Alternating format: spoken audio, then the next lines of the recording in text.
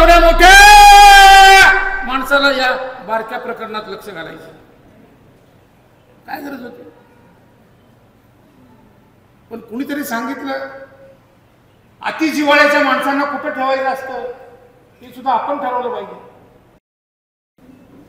तुमच्या मनात असणारे या जिल्ह्याचे खासदार सन्माननीय विशालदादा पाटील यांच्या सत्काराच्या निमित्ताने आपण या ठिकाणी सगळेजण जमलो आणि हा सत्कार तासगाव या तालुक्यातच होणं माझ्या दृष्टीने महत्वाचं होतं. आणि म्हणून तुमचे दिल्लीतले अधिवेशन संपू दे, मीटिंग संपू दे, हरकत नाही, वेळ झाला तरी चालेल, पण योग्य वेळ देऊन लोकांशी जास्तीत जास्त संभाषण करण्याची तयारी ठेवून या ठिकाणी आपण कार्यक्रम घेऊया अशा पद्धतीचा माझा आग्रह होता. आणि म्हणून निवडणूक झाली त्याच्यानंतर थोडा वेळ गेला, पण आज अतिशय योग्य वेळी हा कार्यक्रम होतोय. वेळ सुद्धा परमेश्वराने सांगितली तीच मिळाली. तर अशा पद्धतीने आज विशालदादांच्या सत्कारासाठी आपण सगळेजण या ठिकाणी जमलोय. त्यांनी आल्या आल्या मला सांगितलं अपेक्षेपेक्षा जास्त लोकांचे आशीर्वाद मिळाले आणि लोक या ठिकाणी या प्रेमापोटी आली. तुमच्या सगळ्यांच्या सहकार्याने या ठिकाणचे खासदार बदलायला आपण यशस्वी झालो. तुमचे आशीर्वाद आहे, तुमचं प्रेम आहे, तुमची सदिच्छा आहे. आणि दुसरं मी एक गोष्ट सांगू इच्छितो, ज्या वेळेला विशालदादांचं नाव निश्चित होत होतं त्यावेळेला अनेक लोकांनी अनेक सल्ले सुद्धा देण्याचा प्रयत्न केला. माझ्या एकट्याच्या मनावर काय उमेदवारी ठरणार नव्हती हे मलाही माहिती आहे, सगळ्यांचं मत घ्यावं लागणार होतं. परंतु मी मात्र ठासून सांगितलं की आता ही मोहीम जर यशस्वी करायची असेल तर विशालदादाच पाहिजे. आता मगापासून काही लोकांनी त्यांच्या लोकसभेतल्या कामकाजाचं सुद्धा वर्णन केलं. मग माझी निवड योग्य आहे का नाही?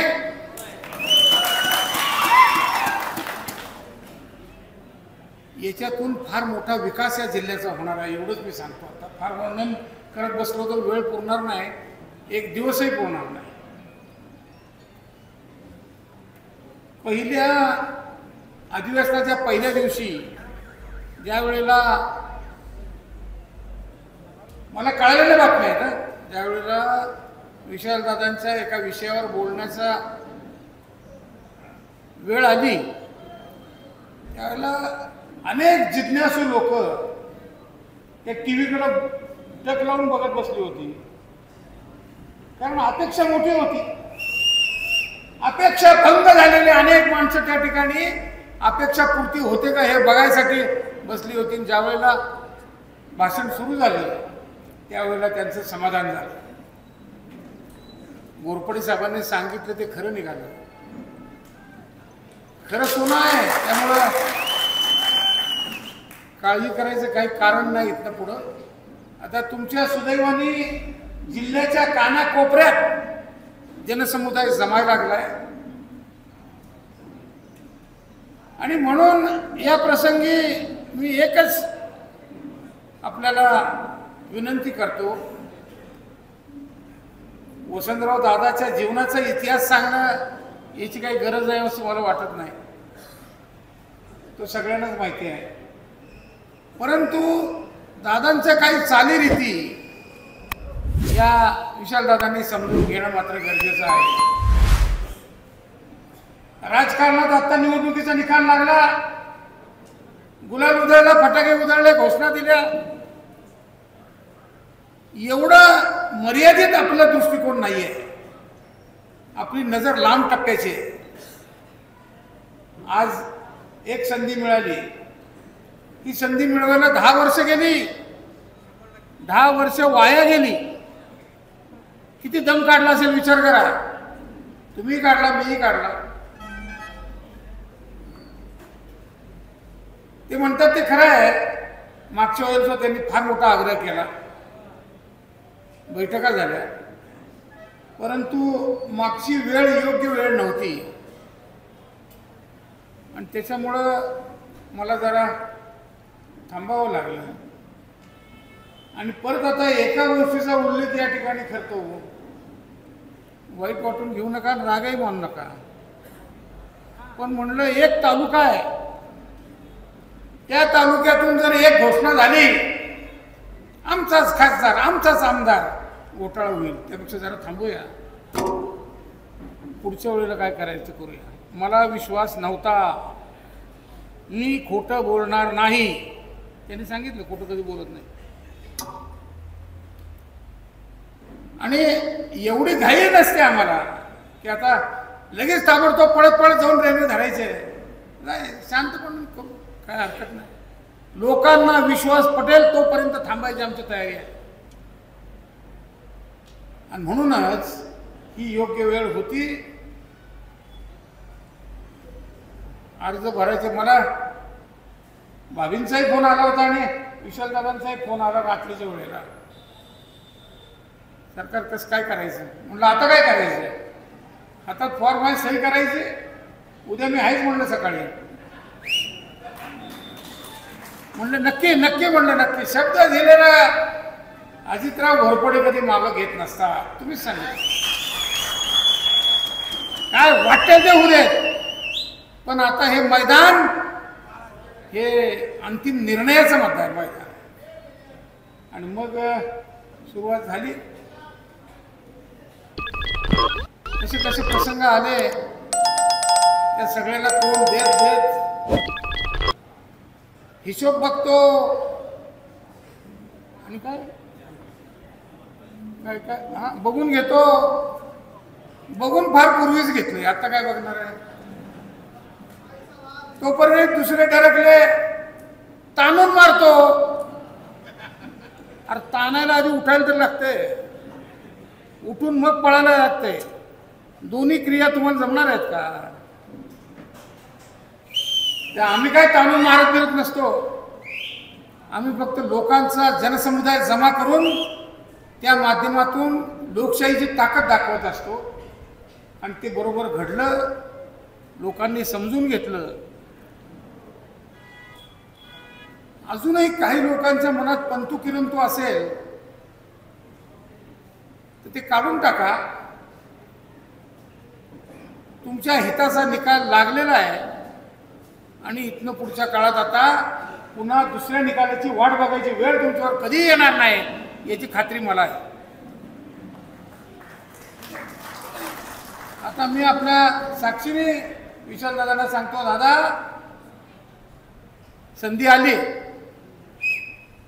आता आमची अपेक्षा अशी आहे की सर्व बाजूनी प्रगतीच्या दृष्टीने एक नवीन पर्व सुरू करावं.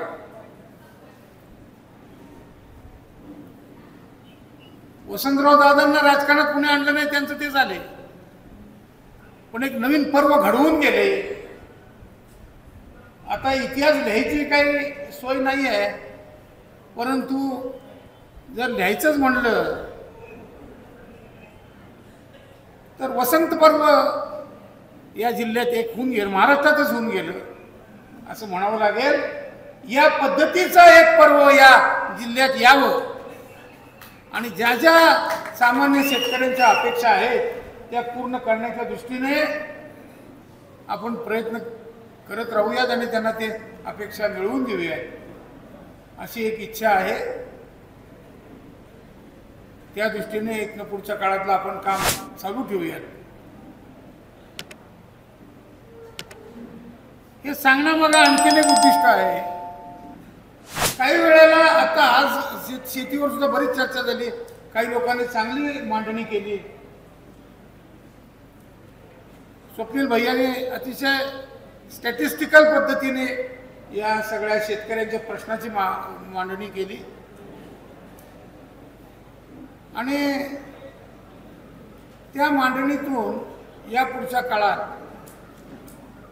जर त्याची अंमलबजावणी आपण करून घेतली तर निश्चितच एक शेतकऱ्यांचं चांगलं पर्व या ठिकाणी सुरू होईल आणि ते विशालदादांच्या हस्ते सुरू व्हावं अशी माझी इच्छा आहे.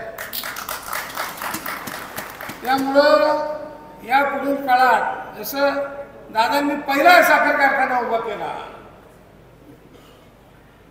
तसं इथून पुढच्या काळात नवीन नवीन निरनिराळ्या गोष्टी निरनिराळ्या प्रक्रिया केंद्र या ठिकाणी सुरू करताना आपला सहभाग पुढा असावा अशी आपण या ठिकाणी नियोजनाची मांडणी करूया. मगापासून अनेक लोकांनी शेतीच्या प्रश्नावर सुद्धा बोलले. सगळ्यात महत्त्वाचं जर काय असेल या पुढच्या काळात तर या सगळ्या प्रश्नांना शासकीय पातळीवरून अडथळे होऊ नये. सध्या ज्या तालुक्यात उभं राहून मी बोलतोय त्या तालुक्याला तासगाव तालुक्याला शेतीची चांगली परंपरा आहे, परंतु काही चुकीच्या नियोजनामुळं आणि चुकीच्या घटनांमुळं इथं सुद्धा भरपूर नुकसान झालं. एक तर नवीन आणलेलं पीक, नवीन म्हणजे फार नवीन नाही परंतु आपल्या पूर्व परंपरेनुसार जरा नवीन आणलेलं पीक ते पूर्ण आज नष्ट होण्याच्या मार्गावर आहे. त्यामुळं खात्रीने शेतकऱ्याला आपलं जीवन समृद्ध करण्यासाठी दोन पैसे मिळतील अशी आज कुठं परिस्थिती राहिली नाही. एकच पीक राहिले आता ऊस. त्या ऊसावर सुद्धा आता दोन प्रकारच्या प्रक्रिया व्हायला लागल्या आहेत. आम्ही अट्टासाने त्या पाठलाग करून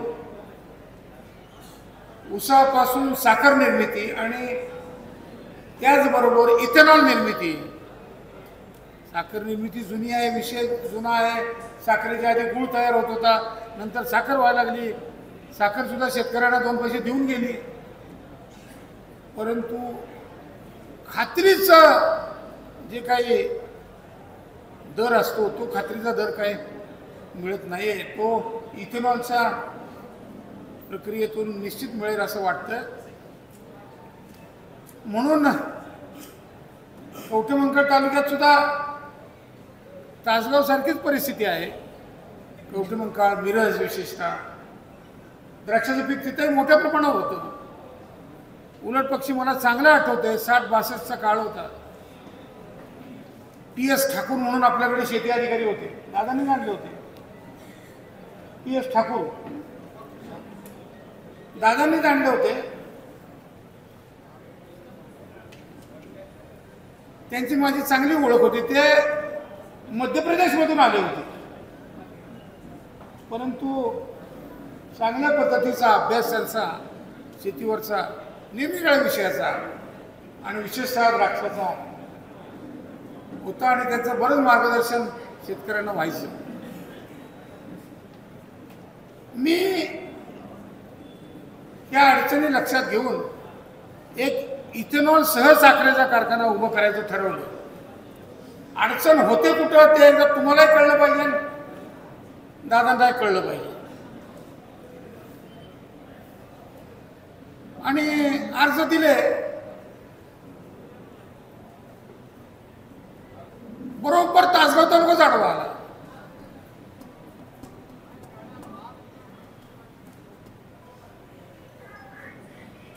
रिजेक्ट केलं प्रकरण अधिकाऱ्यांनी. मी भेटायला गेलो, म्हणलं काय झालं, का रिजेक्ट झालं. तर आज तुम्हाला म्हणून मी सांगतो, आपल्याकडे इथं सांगलीला कलेक्टर होते,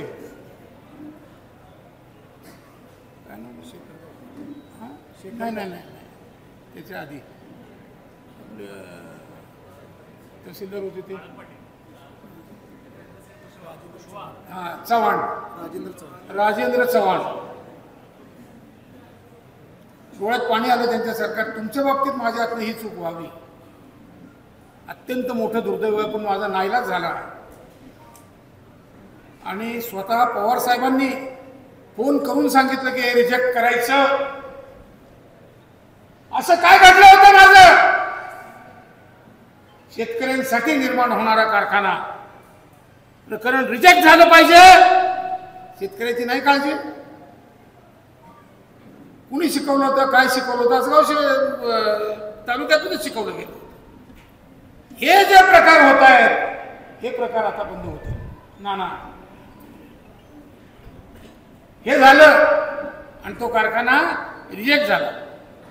मग ते मी थोडंसं कामाची सवय लागावी म्हणून राजवर्धन घोरपडेंच्या हस्ते सगळे कागदपत्र वगैरे तयार केले होते. का काम कसं असतं ते एकदा कळू दे. त्याने ते केलं, मात्र पूर्ण केलं आणि शेवटी निकाल उलटा लागला. मला काळजी होती आता याचे परिणाम काय काय होते. ते एवढं कवळ्या मनावर जर परिणाम झाले, काय कारणच काय नव्हतं. म्हणलं ठीक आहे, आपण जरा काहीतरी विषय बदलून हे करूया. ती चिकाटी माझीच चिकाटी त्यांच्यात आहे ना. त्यामुळं एक आठवडाभरात त्यांनी दुसरं पर्याय आणला. म्हणलं आहे, परंतु आपल्याला कर्नाटकात जावं लागतं. म्हणलं लागू दे, काय हरकत नाही. आणि मग कर्नाटकातनं अर्ज केला. माझं सुदैव, आता तुमच्या पुढं सांगायला काय हरकत नाही, मी अनेक लोकांना बोललो. हे सगळे पाहुणे गोळा केले कर्नाटकातले आणि मुख्यमंत्र्यांना भेटलो. हेच मुख्यमंत्री होते सिद्धरामय्या. त्यांनी बघितलं. म्हणलं कुठंतरी बघितलं. म्हणलं मी लवाद चालला होता कर्नाटक महाराष्ट्राचा, त्यावेळेला इरिगेशन मिनिस्टर होतो. लवादावरच्या सह्या माझ्या आहेत. ठीक आहे म्हटलं, बरोबर आता ओळखलं. लायसन देणार म्हटलं. त्यांनी 8 दिवसात लायसन दिलं. मग यांना सांगितलं राजवर्धन घोरपडेंना की ते देतो म्हणतात, घेऊया म्हटलं, काय हरकत नाही. कर्नाटकातलं लायसन आणलं आणि माझं नशीब चांगलं की माझ्या कोंगणुळीतल्या घरापासून 3 किलोमीटरवर लायसन मिळालं. हे नशिबाचा भाग आहे. अशा घटना या राजकारणात घडतात आणि मग राजकारणातली स्पर्धा सुरू होते. राजकारणात स्पर्धा, मत्सर, विकृती ही कुठनं येते? या अशा प्रसंगातून येते. काय करत होती एवढ्या मोठ्या माणसाला या बारक्या प्रकरणात लक्ष घालायचं? काय गरज होती? पण कुणीतरी सांगितलं अति जिव्हाळ्याच्या माणसांना कुठं ठेवायचं असतं हे सुद्धा आपण ठरवलं पाहिजे. त्याचा परिणाम जर दुसऱ्या सामाजिक विकासावर किंवा काही लोकांच्या मनावर व्हायला लागला तर त्याचंही आपण पथ्य पाळलं पाहिजे. आता एवढं मोठं झाल्यानंतर प्रकरण मी आता हाताला लागेल का? ते विशालदादांच्या निवडणुकीत निरोप आला, साहेबांना बोलायचं आहे. म्हणलं मला वेळ नाही, सध्या कामत आहे, मला सध्या काही वेळ नाही. या अशा घटना राजकारणात घडत असतात, या तुमच्या कानावर येत नाहीत. आणि म्हणून मग आम्ही काही वेळेला कसं वागतो, काही वेळेला असं बोललं जातं अजितराव ताट आहे तो. आता ह्या प्रकरणात ताट राहू का नको? नाहीतर संपूर्ण समाजाचं नुकसान झालं असतं. मला माझं पाणी दाखवायलाच पाहिजे होतं, इलाजच नव्हता दुसरा. मग कर्नाटकात जाऊन ओळखी पाळखी काही नसताना लायसन आणलं आणि ते सुद्धा इथेनॉल सह आणलं. टोटल जागा खरेदी केली 70 एकर. आणि ह्या बाबतीत मात्र राजवर्धन यांचं सगळी भूमिका उपयोगी पडली. आजचा हा कारखाना ज्यावेळेला सुरू होईल त्यावेळेलाही मी हे सगळं बोलणार आहे. हा कारखाना केवळ राजवर्धन यांच्यामुळं उभा राहतोय, ही वस्तुस्थिती आहे. वसंतराव दादांनी पहिला कारखाना उभा केला त्यावेळेला महाराष्ट्रात होता, त्यामुळे फार वाईट अनुभव आले नसतील. पण या सगळ्या प्रकारांना तोंड देत देत देत तो कारखाना उभा राहतोय. आज कवठेमंकाळचा कारखाना बंद पडला म्हणून ही विचार करायची वेळ आली. कवठे मंकाळचा कारखाना कुणी बंद पाडला, तोही एक इतिहास आहे. कवठे मंकाळचा कारखाना चालवणारी मंडळी पवार साहेबांच्याकडे गेली आणि आर पाटलांचा वशिला लावला की साहेब आम्हाला मल्टी स्टेट करून द्या. कवठे मंकाळचे जे 12 वाजले, आता 12 वाजलेतच, कारखाना जवळजवळ मोडलेच जमा आहे. कशामुळे झालं? मल्टी स्टेट केल्यामुळं झालं. जाऊन कानात सांगितलं होतं, साहेब याच्या मागे हेतू फार वाईट आहेत आणि वेगळे आहेत, हे करू नका. मुद्दाम केलं. अजितराव सांगतात ना, मुद्दाम केलं. का? त्यांचा माणूस जगवायचा आहे, त्यांचा कार्यकर्ता टिकवायचा आहे. कार्यकर्त्याचं वजन किती आहे हे न बघता निर्णय घेतला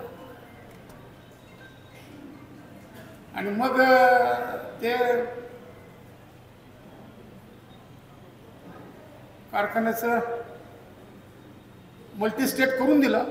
मल्टीस्टेट झाल्यामुळं चालकांच्यात एक प्रकारची मगरुरी. आता कोण काय करतं? जवळजवळ 80% मतदान फिक्स. बरं ठीक आहे, पण परमेश्वराच्या मनात वेगळंच होतं ना. मतदान बी गेलं आणि कारखाना बी गेला. त्या अशा गोष्टी राजकारणात घडतात, या घडू नयेत. केवळ राजकीय आधार घेऊन कुणी कुणावर अन्याय करू नये,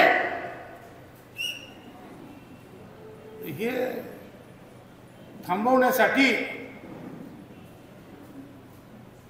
आपल्यालाही काही चांगली संघटना या ठिकाणी उभं करावी लागणार आहे. त्यातलं हे पहिलं पाऊल आहे. खासदार निवडून आले, हे पहिलं पाऊल आहे. आणि म्हणून माझी खासदारांना पुन्हा एकदा विनंती आहे, एक वसंतराव दादांसारखं हे विशाल पर्व सुरू करूया आणि खऱ्या अर्थाने शेतकरी उभं राहण्यासाठी जे जे करावं लागतंय ते सगळं करूया. बंधूंनो, मला एवढंच समाधान आहे की आम्ही घेतलेला निर्णय तुम्हाला मान्य झाला आणि तुम्ही चांगल्या प्रकाराने मतदान दिलं. नाहीतर म्हणलं आता कुठं निवडणूक मध्यावर आली आणि कुठनं तरी आवाज उठला, आमचाच खासदार, आमचाच आमदार, म्हणजे वांद व्हायचं सगळंच. काय करायचं? पण ते काही त्या काळात झालं नाही.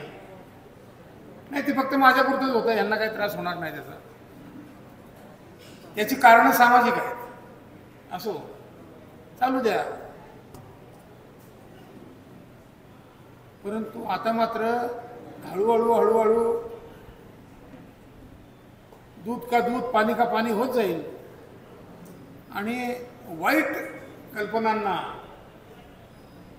वसंतराव दादांच्या विचारातून कधीही मान्यता मिळणार नाही, याची खात्री निश्चित झालेली आहे.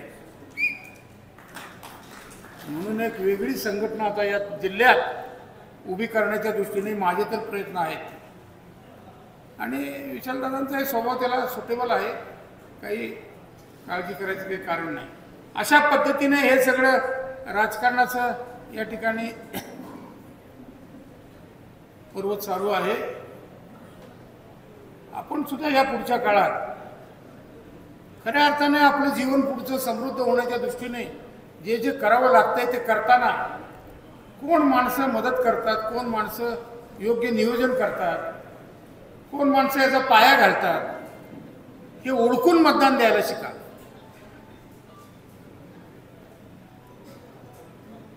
नाहीतर आमचाच खासदार, आमचाच आमदार, काय झालं? 2 कारखाने गेले, एक विकला आणि एक चालवायला दिला. तासगाव तालुक्याच्या मालकीचे कारखाने गेले. हा तासगावचा कारखाना दिनकराबांनी मंजूर केला होता त्यावेळेला. आज काय राहिलं तिथं? चालवायला जायची वेळ आली. हे कशामुळे झालं? हे तुम्ही दिलेल्या घोषणेमुळे झालं. ही घोषणा जर नसती दिली तर काय सत्य आहे ते लोकांना कळलं असतं आणि त्याप्रमाणे निकाल लागला असता. बंधूंनो, मला यातून एकच सांगायचं आहे की इथनं पुढच्या काळात जैसी करणी वैसी भरणी म्हणून एक म्हण आहे हिंदीत, तसं जसं मतदान तुम्ही द्याल त्या पद्धतीची फळं तुम्हाला मिळतील. बघा, विचार करता का? सदैव सत्य डोळ्यासमोर ठेवून मतदान करणार असं जर म्हणालात तर खऱ्या अर्थाने चांगले निकाल लागतील, चांगली काही उदाहरणं डोळ्यासमोर येतील. म्हणून मला असं सांगायचं आहे की या सगळ्या गोष्टीत या देशाचं, या जिल्ह्याचं परिवर्तन घडवण्यासाठी आपलं सहकार्य महत्त्वाचं आहे. आपण ज्या वेळेला योग्य मतदान कराल त्याच वेळेला चांगली माणसं निवडून येतील. नाहीतर आजची परिस्थिती अशी आहे, तुम्ही किती अनुभव घेता मला माहीत नाही, पण बरीच लोक आता निवडणुकीत उभं राहायला तयार नाहीत.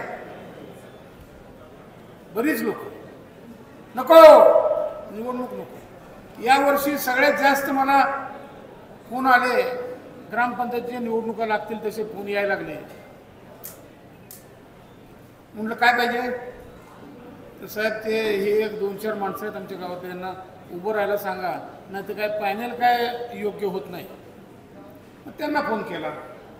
म्हटलं काय बाई, सांगायची पाळी आली, काय काय बाबांकडे त्या सीटवर तुटून पडायला पाहिजे, ते मी सांगायची पाळी काय यावी, उभं राहा म्हणून. नाही साहेब ते काय आम्हाला जमणार नाही. एक वेळ गाव झाडायला सांगा, आम्ही गाव झाडत बसतो, पण निवडणुकीत काय उभं राहत नाही. हे म्हणणारी माणसं आता निर्माण व्हायला लागली आहेत. कशातनं? मतदारांच्या त्रासामुळं. स्पष्ट सांगतो, ते तरी कशाला लपवून ठेवू, आहे हे असं आहे. मतदारांच्या त्रासामुळं चांगली माणसं राजकारणातनं बाजूला चालली. ही आजची राजकारणाची परिस्थिती आहे. याच्यावर काय उपाय? याच्यावरचा उपाय फक्त तुमच्या बोटात आहे. हे बोट कुठं जाऊन काय दाबतंय बटन त्याच्यावर अवलंबून आहे. जर हेच चाललं पुढं मग काय कुठल्या कुठल्या संस्थांचं काय काय. हे 2 कारखाने इथले संपले, तो गणपती जिल्हा संपला, आणि काय काय बाकी किरकोळ संस्था ते गेल्या किरीत सराटा म्हटल्यासारखं संपून गेले. हे कशासाठी चाललंय, काय चाललंय? आणि तेच अजितराव घोरपडे तुमच्याकडं चांगल्या मताची मागणी करत आले. एकही संस्था मी काढलेली 2 नंबरला नाही, एकच नंबर. सगळ्याच्या सगळ्या संस्था अगदी फर्स्ट क्लास चाललेल्या आहेत, लोकांच्या उपयोगी पडत आहेत.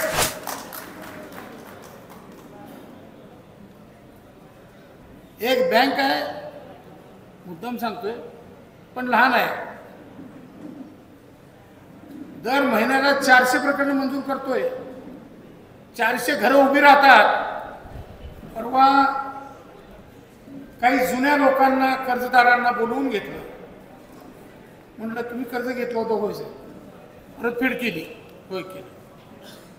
म्हटलं कशी केली परतफेड? काय तुम्हाला कशात यश मिळालं? काही नाही साहेब, तुम्ही काही गोष्टी नेहमी सांगता प्रक्रिया केंद्राच्या वगैरे, त्याच्यातच लक्ष घातलं आणि हा पैसा वापरून ते प्रक्रिया केंद्र पूर्ण केलं आणि विक्रीची व्यवस्था केली.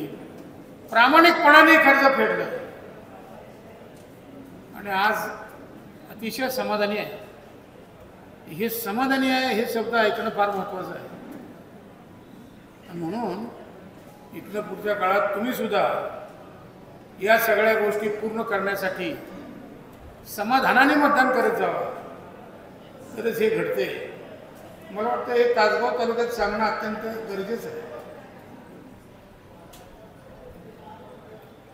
हसताय तुम्ही, काय बघा, पटलंय.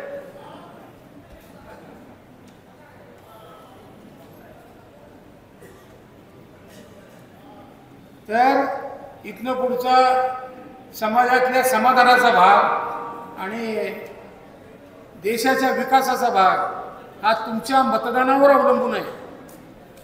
आता सुद्धा कुणीतरी विचार केला असेल काय त्या देशाच्या लोकसभेची निवडणूक आमच्या एका मताने काय व्हायचंय, एका मताने काय व्हायचंय हे एका भाषणात विशालदादांनी दाखवून दिलं. आणि आता इथनं पुढं सुद्धा अशाच पद्धतीने काही कामं होतील. म्हणून मी मगाशी म्हणलं की आम्हाला तर अपेक्षा आहे ती वसंतदादांच्या पर्वासारखं विशाल पर्व सुरू व्हावं आणि त्या माध्यमातून या महाराष्ट्राला एक दिशा मिळावी. दादा लय लांब चालायचं आहे, वा पुढं आहे आम्ही, काळजी करू नका.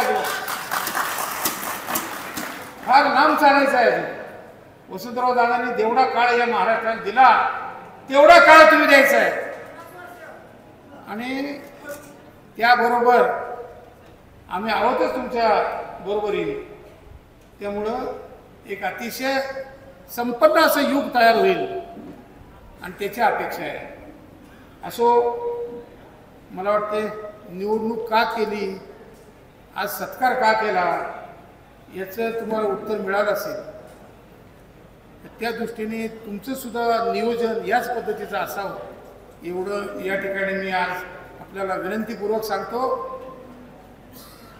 पुन्हा गाठ पडेल, वेळ येईल.